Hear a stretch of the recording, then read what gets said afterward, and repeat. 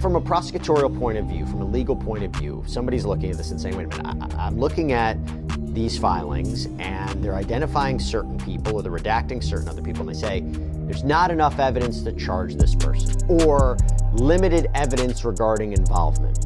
What does that mean? So for a lay... apparently not everything. We've got indications from the Department of Justice that there are things that are going to be withheld at least or handed out at a later date. Now, the law in this case that was passed by Congress and signed by President Trump required that all the Epstein files be released by midnight tonight, Friday. At the center of this situation is a contradiction that's hard to ignore. The same system now presenting itself as transparent is the one that had multiple chances to act years ago and didn't. Back in 2008, decisions were made that would shape everything that followed. Deals were negotiated, protections were granted, and outcomes were reached that many people still question to this day.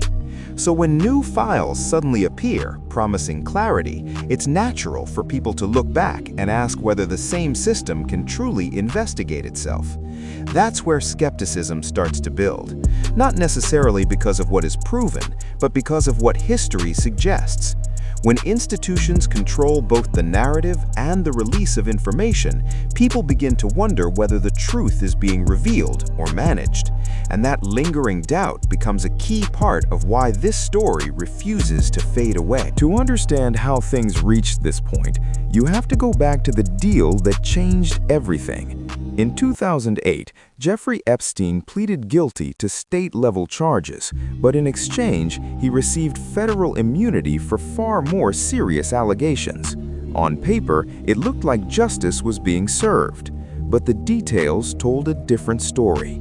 Instead of a typical sentence, Epstein was placed on a work release program that allowed him to leave jail for extended hours every single day. Reports later revealed that during this time, he maintained access to his office and continued interacting with individuals outside the facility. That arrangement alone raised serious concerns about how such privileges were granted and why oversight appeared so limited. For many observers, this moment became the foundation of a much larger question. How could someone at the center of such serious accusations receive treatment that seemed so unusually lenient? And more importantly, who allowed it to happen? Because once you start asking that, the focus shifts from one individual to the system surrounding it. What if the biggest story in the world isn't what was revealed, but what wasn't? Because on the surface, it looked like a turning point. Millions of documents tied to Jeffrey Epstein were suddenly released, flooding the internet with names, emails, and connections that people had been demanding for years. It felt like transparency had finally arrived. But almost immediately, something didn't add up. Officials confirmed that not everything was included, that some materials would be withheld or delayed, and that certain parts would remain redacted. And that's where the story takes a different tone. Because when you're told that everything is being revealed, but then learn that parts are still hidden, it raises a deeper question. Are we actually seeing the full picture, or just what the system is willing to show? That tension between exposure and control is what keeps the story alive. And the more you look at it, the more it feels like what was released might only be the surface layer of something much bigger. Then there's the more recent development involving Ghislaine Maxwell, whose role in the broader story has already been established through legal proceedings. In a move that surprised many, she participated in a lengthy interview with officials, reportedly lasting several hours. According to statements, the purpose was to gather information that could potentially shed light on others connected to the case. But the interview itself became controversial. Critics questioned why someone already convicted in connection to these events was being given such a significant platform to speak, especially when some of the individuals tied to earlier allegations were no longer able to respond. Supporters, on the other hand, argued that any opportunity to gather additional information should be pursued. And that divide in interpretation is what makes this moment so complicated. Because depending on how you look at it, the interview can either be seen as a step toward uncovering more, or as something that raises even more questions about how the situation is being handled. But the files didn't just raise questions about systems, they also exposed contradictions in individual accounts.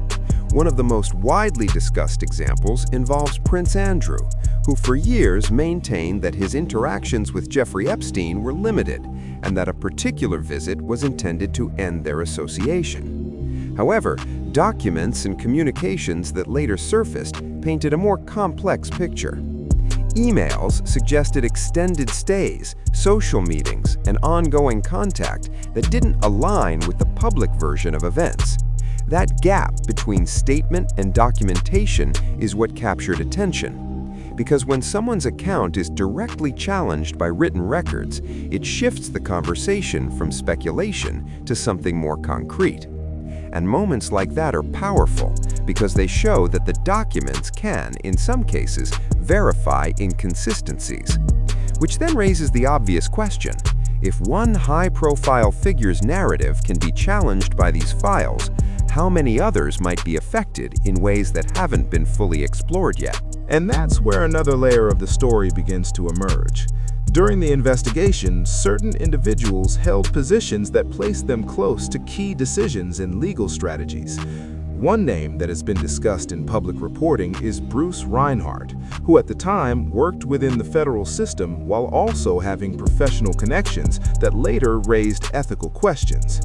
Reports indicated that he had interactions with individuals connected to Epstein's legal defense, and years later, financial records showed payments tied to legal representation involving Epstein's employees. It's important to note that no criminal charges were filed against him, and he continues to serve in a judicial role. But for many observers, the situation highlights something else entirely: the appearance of conflict. Because even when no laws are broken, perceived overlap between roles, relationships, and financial ties can create doubt. And in a case already surrounded by controversy, even small doubts can grow into larger concerns. Which leads to a bigger realization: sometimes it's not just about what happened, but about whether people trust the system investigating it. In the end, what makes this story so compelling isn't just what has been revealed, it's what still feels unresolved. The documents, the testimonies, the contradictions, they all contribute pieces to a puzzle that isn't fully complete. Some parts are clear, others remain blurred, and a few seem to be missing entirely. And as long as that's the case, the conversation will continue. Because people aren't just looking for information, they're looking for closure, for clarity, for a sense that the full truth has been brought to light. But right now, that certainty doesn't exist. Instead, what remains is a mix of facts, questions, and interpretations that continue to evolve with every new release and every new discussion. And maybe that's the most important takeaway of all. This isn't a story that's finished, it's one that's still unfolding, and the biggest revelations might still be the ones no one has seen yet. In the end, what makes this story so compelling isn't just what has been revealed, it's what still feels unresolved. The documents, the testimonies, the contradictions, they all contribute pieces to a puzzle that isn't fully complete. Some parts are clear, others remain blurred, and a few seem to be missing entirely. And as long as that's the case, the conversation will continue. Because people aren't just looking for information, they're looking for closure, for clarity, for a sense that the full truth has been brought to light. But right now, that certainty doesn't exist. Instead, what remains is a mix of facts, questions, and interpretations that continue to evolve with every new release and every new discussion. And maybe that's the most important takeaway of all. This isn't a story that's finished, it's one that's still unfolding, and the biggest revelations might still be the ones no one has seen yet. As more names surfaced in documents and discussions, attention naturally expanded beyond the individuals already at the center of the case. Various public figures were mentioned in different contexts, leading to speculation, debate, and in some cases, online accusations. It's important to clarify that being named in a document or mentioned in connection to an investigation does not imply wrongdoing. But in the court of public opinion, that distinction isn't always maintained. And when public figures choose not to respond directly to every claim, that silence can take on a life of its own. Some interpret it as strategic, others see it as dismissive, and some view it as a way to avoid amplifying unverified allegations. The reality is, there are many reasons someone might not engage publicly. But in a story like this, where emotions run high and trust is already fragile, silence can fuel speculation, not because it proves anything, but because it leaves questions unanswered.